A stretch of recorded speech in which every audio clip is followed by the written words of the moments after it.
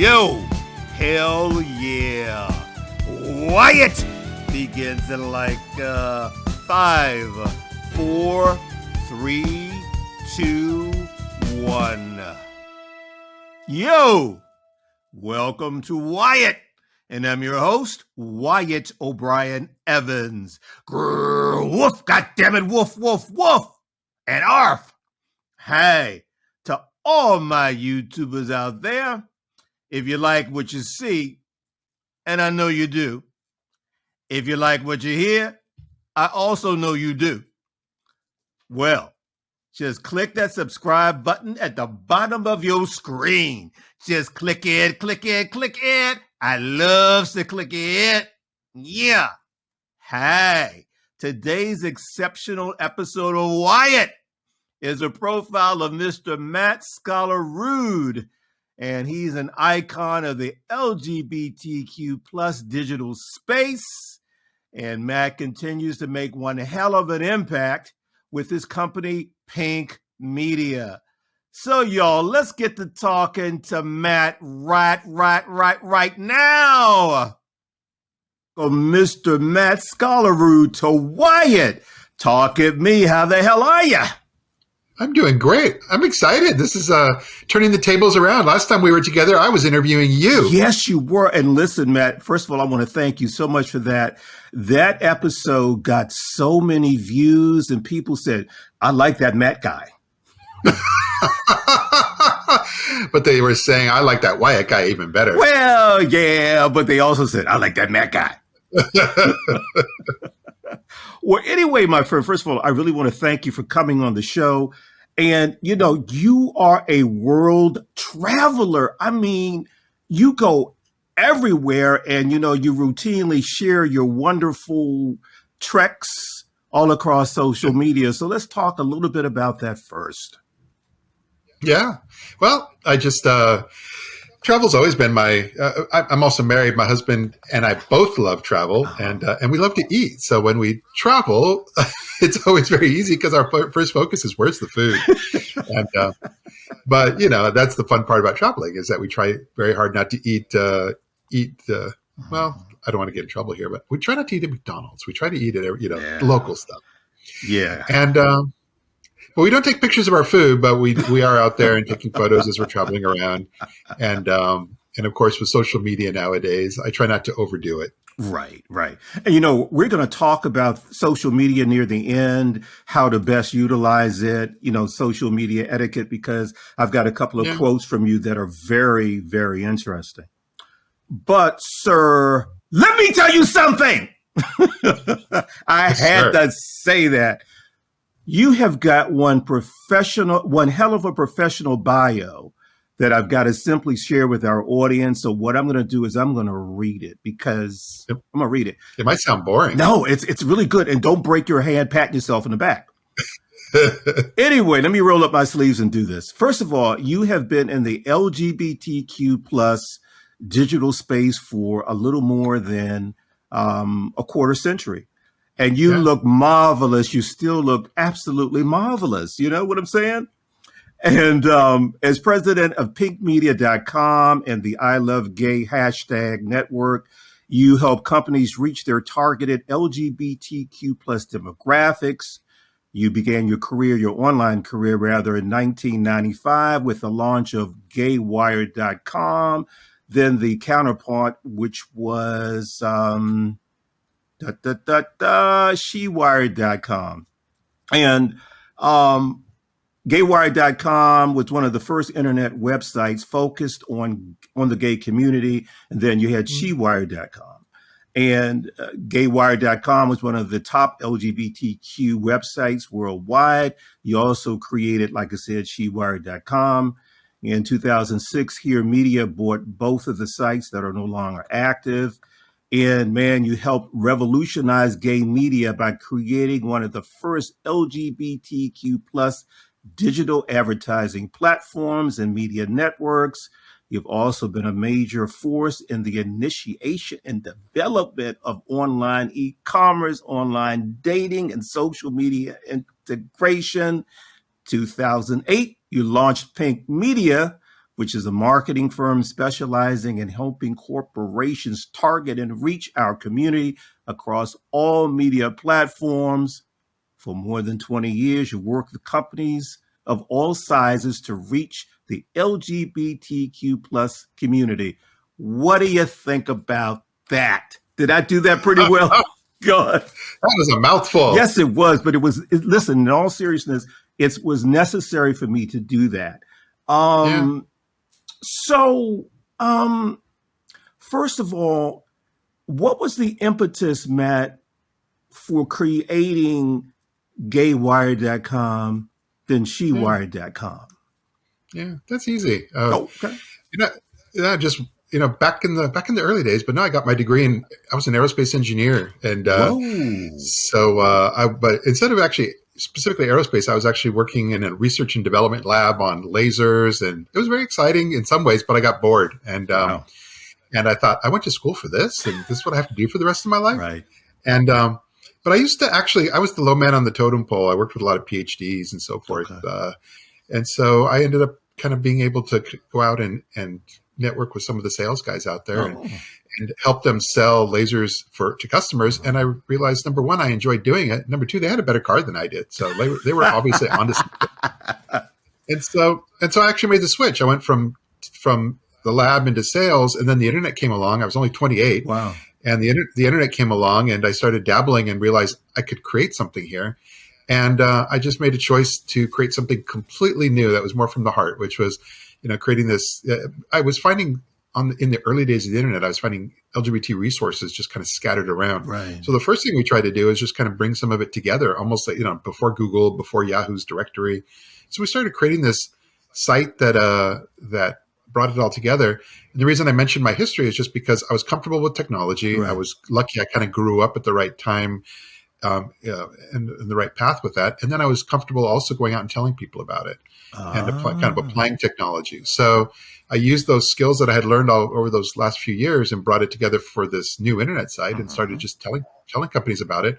And next thing you know, we ended up kind of growing and we became a real business, and it became I would call it it's quickly developed the name of a portal. That's what they called those back then, but it was a portal. It was kind of a gateway or a window to the LGBT world online. Wonderful. I mean, wow, that is amazing. Well, Matt, before we dig even deeper into your stellar career, what I want us to do is walk through the corridors of time, my friend, so that our audience can learn all about your backstory, because, we're nosy here at Wyatt, and inquiring minds want to know. So are we ready to take that little travel? I'm ready. Cool. Okay, so where were you born and raised? Born in Los Angeles area. It's the town's called Wilmington. Nobody knows Wilmington, but it's nestled between Long Beach. Most people know Long Beach down in the harbor, and San Pedro. So I kind of grew up first in Wilmington, and then moved to San Pedro. Oh, okay. Well, I love to ask my guests this question because it gives us a window into what you are like as an adult. So here it is. You already know it, but I'm going to say it anyway. Matt, when you were a little nipper, a little boy, give us 3 characteristics, traits, qualities that best described you. Well, if I took it from especially my parents nowadays and asking them, they would say I was a chatty Cathy.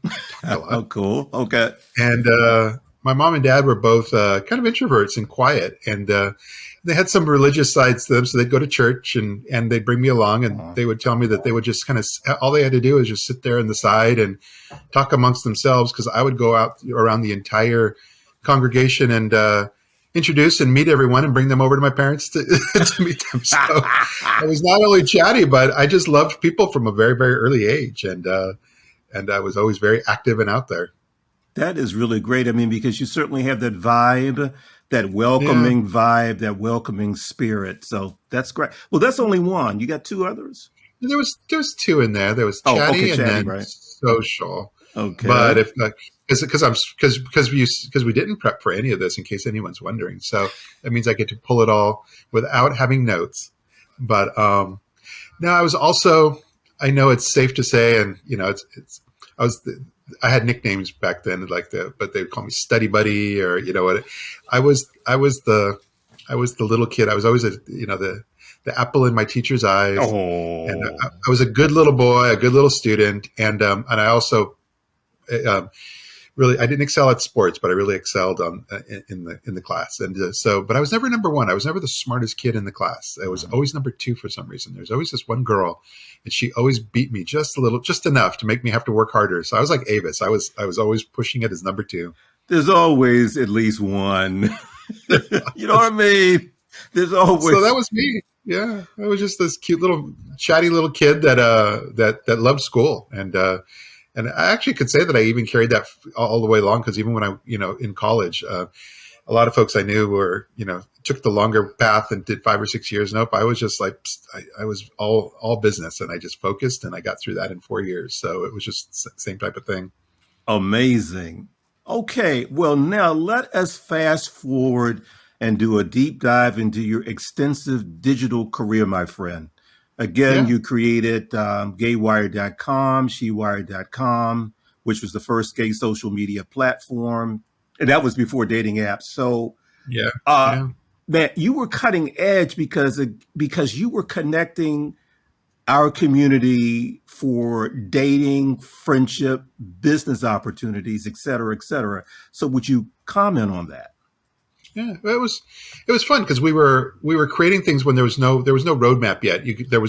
There were no banner ads. There weren't even really email campaigns yet. Oh, This okay. was in those first 5 years. Everybody thought that we were all making tons of money, because that's when you had, remember those commercials with the little pets.com guy and the Right. flow.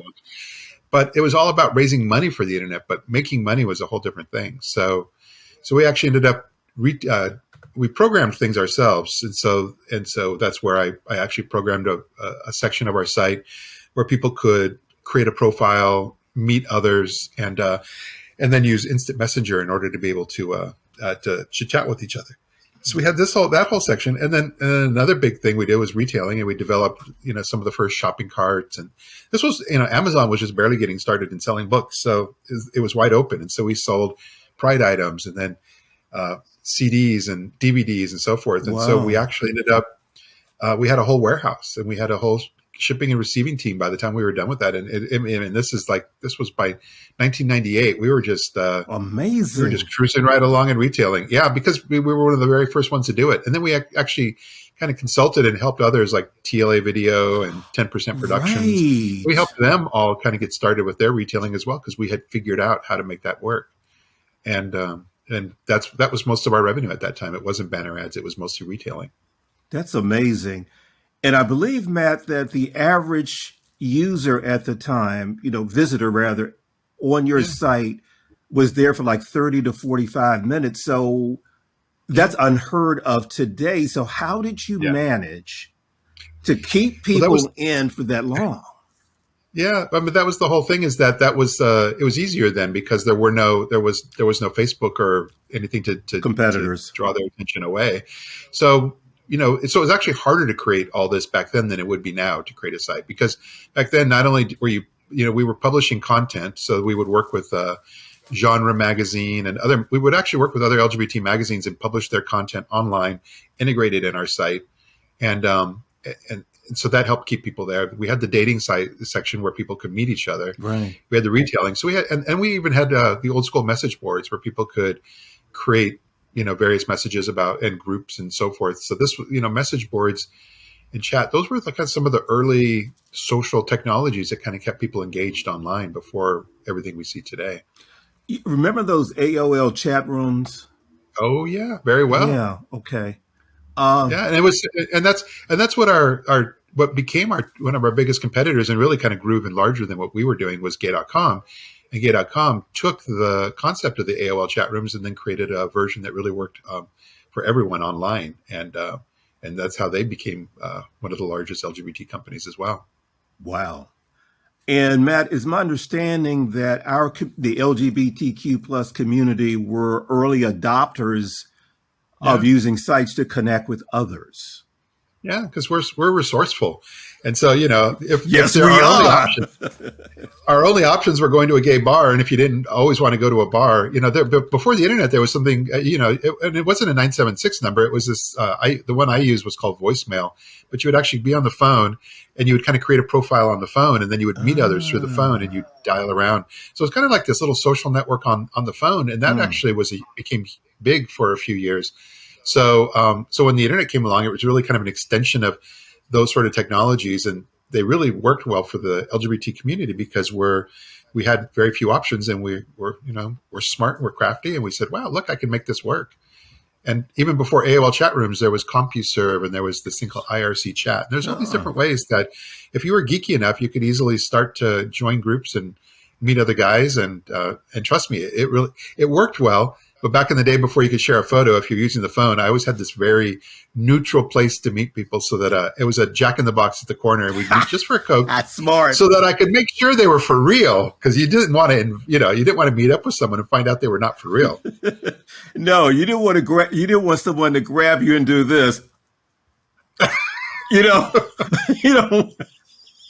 Sometimes I'll leave it to the imagination of the viewer, but I'll say sometimes in the early days, before I learned to find a neutral spot, the only thing you would find out is that you'd knock on the door, they'd open the door, and you go, that is not what you sold me. And you don't want to be rude, but there are limits to like what you're just like, wow. And so you learn how to be able to kind of get past those awkward situations. Absolutely. Absolutely. Okay, my friend. Then in 2008, you launched Pink Media. Again, Pink Media is a marketing firm specializing in helping corporations target and reach our community across all media platforms. And what's great about Pink Media is that it's also been instrumental in creating many live and virtual events and conferences and symposiums. So tell us about that, and also tell us what else Pink Media does. Yeah, well, that was also easy in that sense that once I sold Gay Wired and She Wired, and we learned things. Creating She Wired was for a reason, because we found that when we had Gay Wired, it was fine for the guys, but women were really not using the site, especially with the social aspects to it. Okay. So we learned early on, as far as we created a site just for women, and that took off. And and it was actually called Lesbian Nation before it became She Wired. So it was Lesbian Nation. And so Pink Media, in some ways, is kind of taking that thought process even further, because when we were working with companies with Gay Wired and She Wired, we would end up, they'd come to us, and we would only place their advertising and tell their story through those sites. But then moving on from that, I was able to actually work with clients and get their ads on a multitude of different LGBT sites. So I was more neutral in that sense. And that was fun. It was very manual at the time. So you're actually working, you're kind of emailing, picking up the phone, talking to different LGBT website owners about, promoting your client. And but then as technologies continue to advance and social media came along, so you can kind of get a picture of where things went from this. That was 2008 when I started really focusing on that to where we're at today. It's all about, just social media, and not just throwing an ad out there for everyone to see, but actually targeting and trying to specifically reach, like an LGBT traveler who wants to come to Palm Springs, or, all those sort of things. They're very doable nowadays. So we work with clients to be able to try to take their message, whether it's a blog post or a press release or video, and then we get that out there and just try to get it in front of the right eyeballs. And so it becomes more and more fun. It's a really fun thing to be in. It's very competitive, but our competitors are not really other LGBT media companies. It's just anybody can do it. So it's every ad agency and every company, large and small, many of them, they're all doing all this stuff in-house. And so we have found a way to be able to continue to work with them anyway. Oh, great. Matt, do you have, I'm pretty sure you do, but I'll ask you anyway, do you have international clients, and do you have international companies that you partner with? Yeah, it's always been easy to say that we're global or international the moment you're on the internet, because you're starting to realize, wow, look, I'm getting traffic from, website traffic from Australia, and it's actually very language driven. So, so the traffic, the visitors for all those years have been UK, Canada, Australia. We created a Spanish language site back in those days as well. And we found then that we were able to generate traffic from all over Latin America, Mexico, and Spain. So you start to see the pattern of language kind of brought globalness together online. But even then, it was still limited. Nowadays, with social media, and I would say not really Facebook, because Facebook is fine, but it's really it's really people that you're sharing things with. Mm-hmm. But really, when you venture out beyond Facebook and you go into not just Instagram and TikTok, but then you also go into Twitter. We spend a lot of time on Twitter, even though it's kind of it's a little mixed bag of tricks right now because of Elon. But beyond all that, it's probably the most wide open and global because you really have people from all over the world are posting and sharing ideas and engaging with each other, and their algorithms to show you, to specify what are you going to see in your feed on your phone when you're when you're perusing Twitter. They're really good at being able to pull some of the best stuff out in the LGBT world all around the world and bring that to you. And I would say that that's probably the most global experience we can have as of today is Twitter in the LGBT space. That's interesting. Would you tell us more, dig a bit deeper into your virtual symposiums and conferences and events? Yeah. We haven't done as much lately because pandemic kind of created a shift. But prior to that, basically, we'd go to conferences, and we would always find that a lot of times they talked about the LGBT community in general. They talked. There was a lot of things that were being brought together, but not so much for advertising, marketing, and so forth. So we teamed up with community marketing out of San Francisco, and we started actually creating conferences, just kind of one-day symposiums and so forth, just to sort of get our foot in the door, and so to speak, that we want to really be able to bring those conversations and bring leaders in the industry together with potential clients. And so we found a nice little niche there, and we started to continue to grow that. So it went from a day into 2 days, and then we actually created an entire week. We called it LGBT Week, and it was almost always in New York, but we did them all over in LA and Dallas and Seattle. We brought them out beyond New York as well, but New York was our hub for doing these events, and so they became myself and Tom Roth at Community Marketing. We kind of became known as the conference producers when it comes to pretty much all things like media, advertising, social media, that sort of thing. And but with the pandemic, that stopped, and so carrying that conversation further, I learned how to create video and as a show, kind of like this. But then I also learned how to be able to integrate and take my presentations that I was doing at these conferences and bringing them online and developing out an audience on LinkedIn. So the bottom line is that, you get to be able to have a presentation in front of, let's say, 50 people. Back in the day, you thought that was a good win. But in today's world, I can actually create that presentation, make it even a little shorter in time. So it's nice and succinct. Excuse me. And I can get that out in front of 5,000 people. Wow. So it's a very different dynamic. And so that really begs the question. So what do we do in the real world that's still relevant and so forth? But I just feel like there's a new answer out there. And to be honest, even in 2023, I haven't really figured out what the complete right answer is yet, because it's not just doing what we did before. It's going to be something different. And it's going to integrate and tie into that success that we have found online. Absolutely. Well, that's the perfect segue for us to talk about your very, very popular podcast that's all across social media. I love Gay Today. Yeah, I love it. Yeah. And you know what I really like about it, man, is the fact that your guests are diverse, racially, different backgrounds, occupations, endeavors, that sort of thing. And that's really, really important, because what you're showing is all of the nuances, all of the different sides of the LGBTQ plus community. So please tell us, Matt, why the podcast and what's its mission? Yeah. And I should, I'm not always formal enough to say, I've got a mission and this is where I thought going, but I'll try. I'll just say that, pandemic kicks in, and we worked a lot with destinations back then. And so travel was a big part of our client base. And of course, that all stopped in March 2020. Right.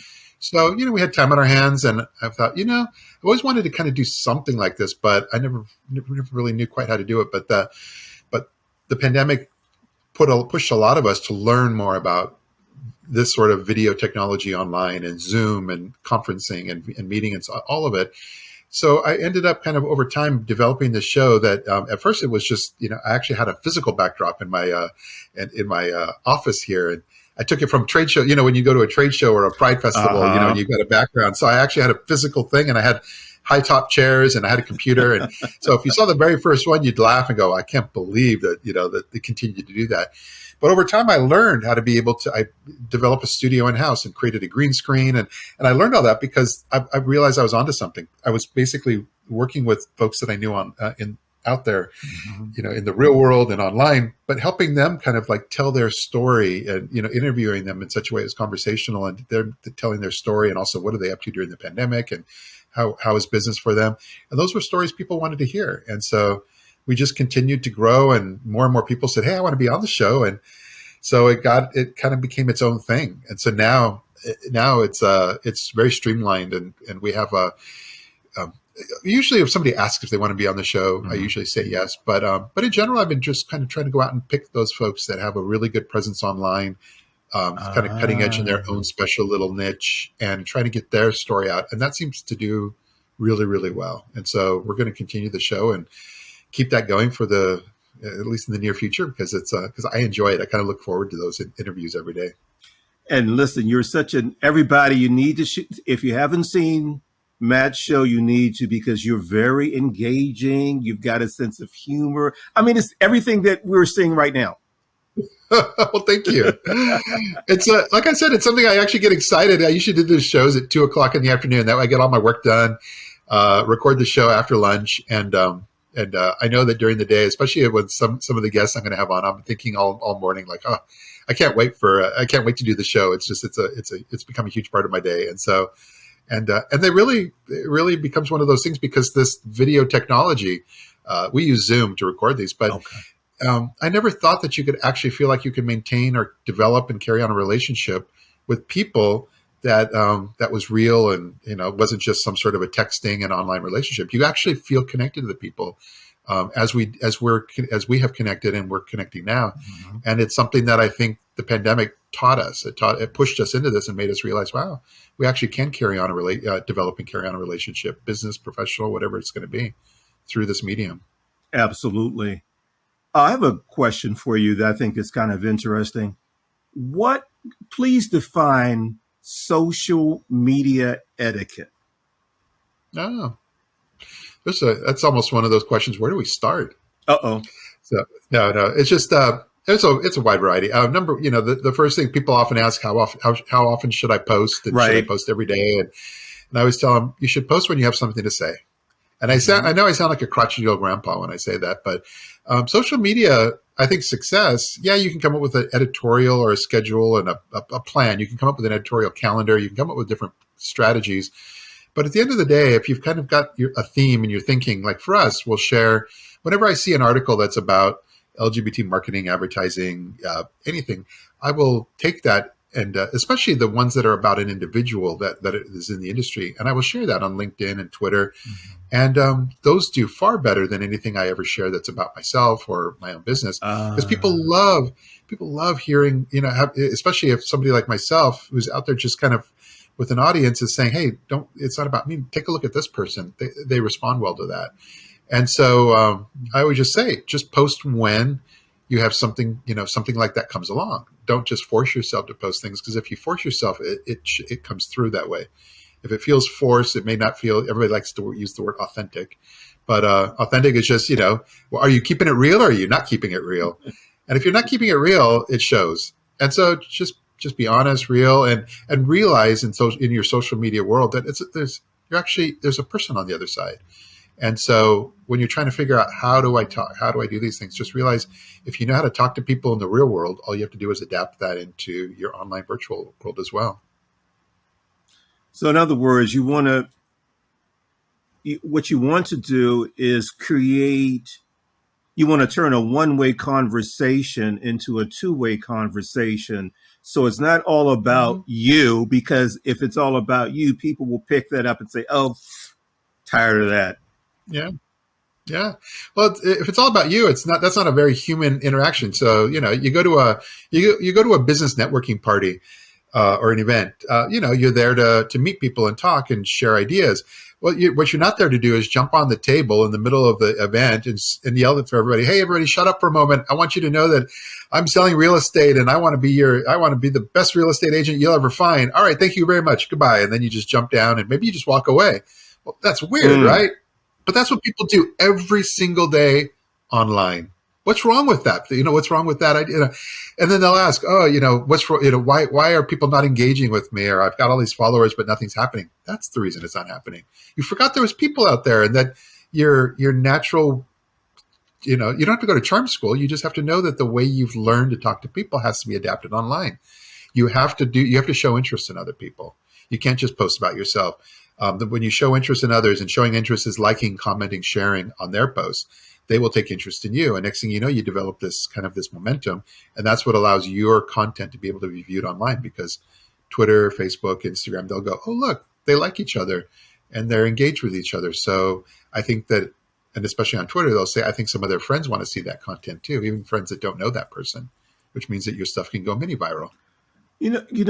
What you just said is very profound, and when you think about it, it's common sense as well. Yeah, it is, but it's not. There's a wall people have that kind of comes up between the real world and the online world. For some folks, you put a computer screen in front of them, and they kind of panic, like, oh, like it's a whole different thing, and I might break something. You have to remove that wall. You have to learn how to be able to remove that and realize that it's all one space now. That everything you're doing that you thought you were doing in the real world previously, and you've extended into this virtual world, that you have to really kind of think through all the way as far as, I know how to do this and I know how to speak to folks.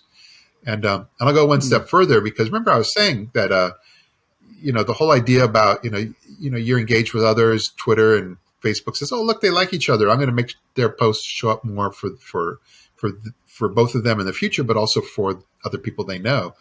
Well, that's the trick that works against you too.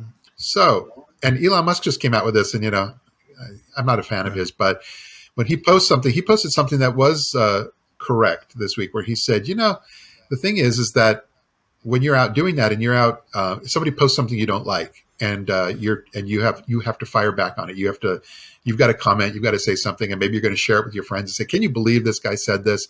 The moment you do that, social media doesn't know that you're not friends. They just know, oh, look, they're engaged with each other. Look, they're commenting back and forth.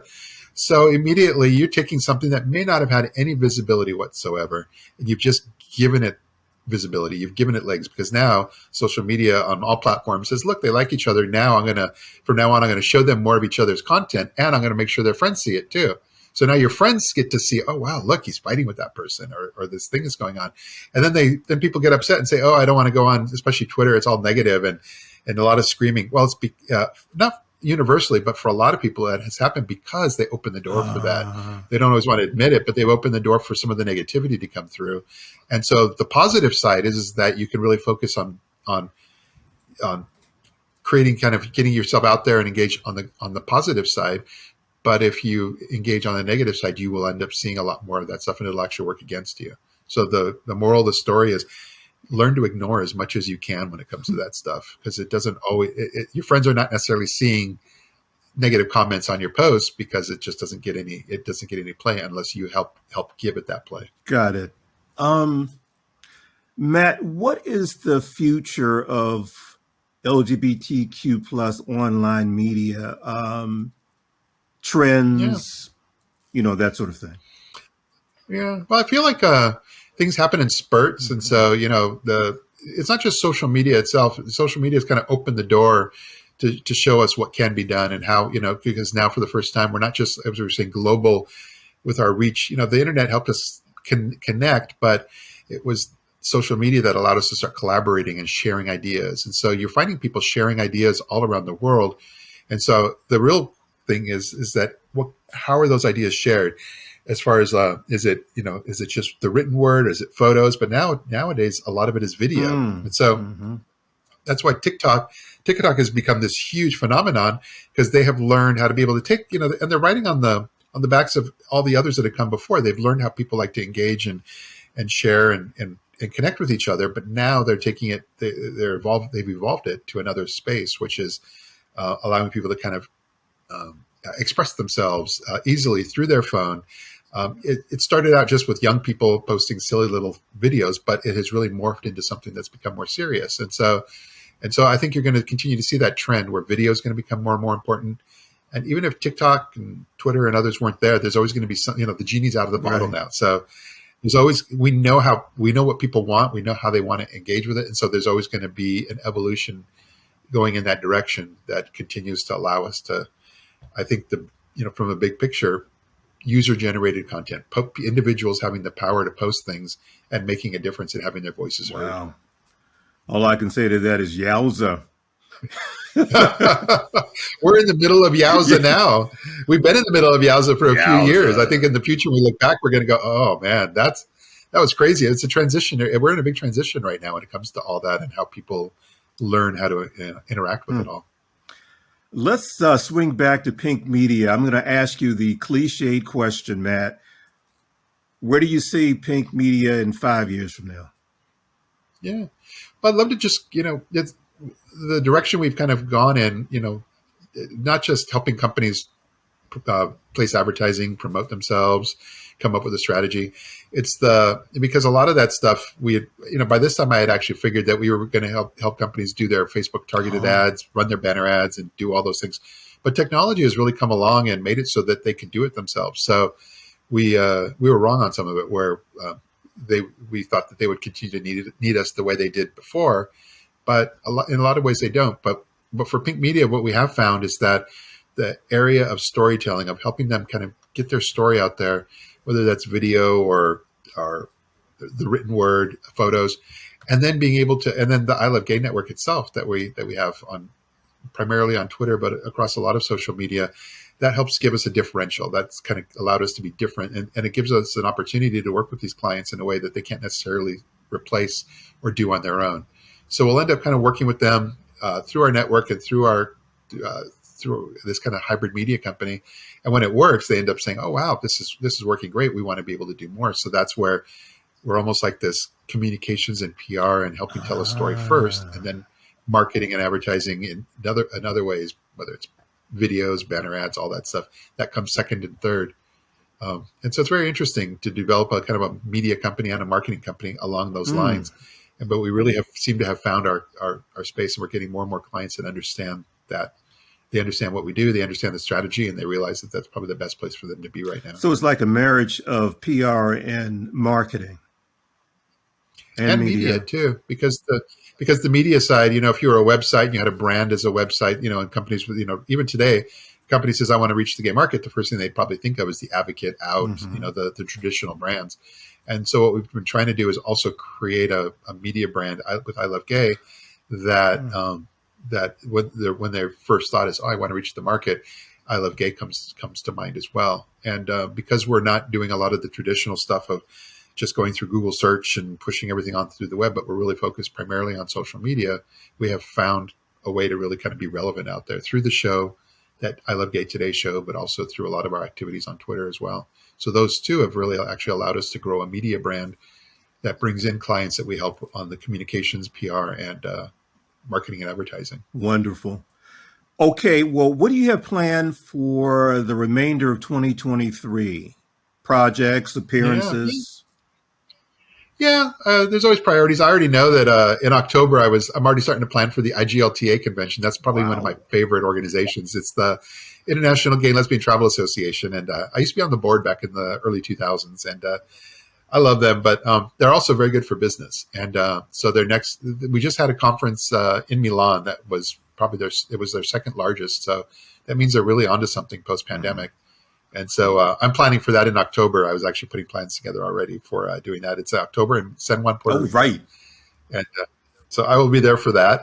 And next month I'm going to Sydney for Mardi Gras, and I'm going to go out there and so my life is always the same, which is that I'm going to go out there and enjoy life and play a little, but also I have a lot of business contacts in Australia. So I'll be able to connect and meet up with them and maybe capture some interviews and video and so forth. So it's going to be kind of a blend. And I'm going to do that between now and the end of the year, whether that's Puerto Rico, Australia, and all the points in between. Matt, I want to be like you when I grow up. Seriously, I really, really do. Whenever now I tell people, it's like, I know what I want to be when I grow up. I just want to keep doing this until I don't. There you go. Listen, I am so happy that you came on the show. I mean, you've got a lot of wisdom, a lot of insight. And how do us grown folk connect with you, Matt? Contact you, follow you, give us all of Yeah. your social media. Well, I try to keep it simple. Me personally, almost every platform, it's MATTSKAL, 8 characters, Matt Scal. So I use that on everything. So you go there, you can find me on all the platforms. And if you wanted to look at it more business, it's Pink Media LGBT. That's the one that's on Instagram, Twitter, Facebook, everything. So those two, or just the website pinkmedia.lgbt. And we're very easy to find and very easy to connect with. Cool. Well, Mr. Matt Skallerud, I want to thank you for dropping by. Wyatt, it's been entertaining and insightful, my man. Thank you so much for having me. When are we going to connect in the real world? If you can, but see, I can't chase you all over the world. It'll happen, though. We know it'll happen. And when it does, it's going to be epic. Yes. Listen, man, I definitely want to catch up with you that way. And again, you're the best, better than all the rest. You're amazing, and I look forward to seeing you. Thank you so much. So there you have it. You can find the official Wyatt podcast page at WyattEvans.com. The go-to destination, y'all, for LGBTQ plus news, commentary, feature entertainment. WyattEvans.com is visited by more than 100 countries on the regular. Oh yeah, baby. And at WyattEvans.com, you'll find my smoking hot, HAWT hot, Nothing Can Tear Us Apart series of novels, y'all. The latest installment is Frenzy! Yeah, Frenzy. Frenzy is like chock full of masculine romance, passion, intrigue, mystery, danger, and some sexually charged situation. And his predecessor is Rage, all at WyattEvans.com. And this spring, get ready for the sequel, y'all. The sequel in the Nothing Can Tear Us Apart series of novels. I'm so excited. I just can't hide it. The sequel is Shattered. Saying Shattered. Yeah, I'll be giving you more information about that. Now, you can follow me, your host, Wyatt O'Brien Evans. Drop me a line at WyattOnAir@gmail.com. You can follow me, connect with me on social media. And it's all right there for you to peruse in front of your faces. Twitter, Facebook, Instagram. It's right all there. So, until next time, y'all. Woof, goddammit, woof, woof, woof, woof.